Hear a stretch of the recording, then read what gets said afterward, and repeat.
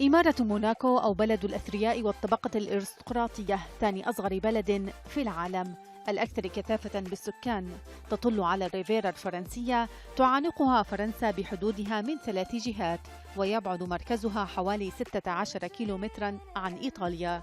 كيلومتران مربعان فقط هما مساحتهما الكلية، لكنهما يحتضنان العديد من الأرقام.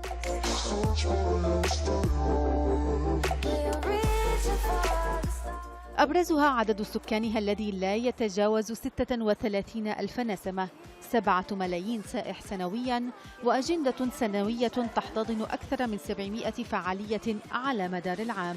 الناتج المحلي للفرد يقدر ب151 ألف دولار سنوياً، نسبة البطالة 0%.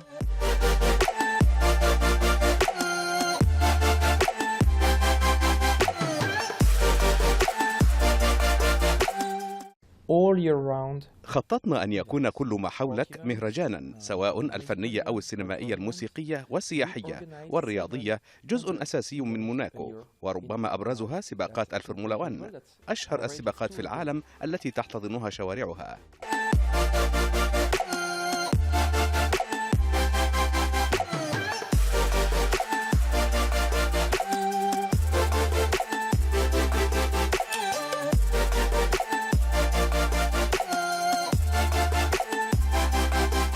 كل المواسم تجعل هذا المكان مميزاً بمدينتها العريقة وحدائقها ويخوتها إلى قصورها، ومنها هذا القصر الشهير الذي بني عام 1900، المستوحى من فن عصر الباروك الذي يفوح عبق التاريخ بين أروقته.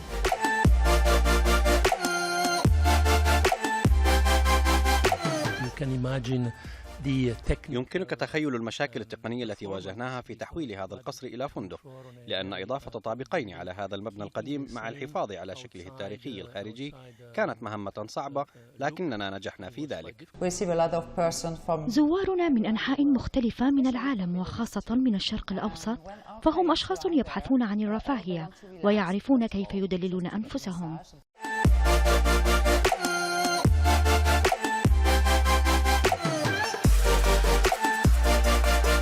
ليس بعيداً عن هذا القصر تقع دار أوبرا غارنيه التي أنشئت في نهاية القرن ال19.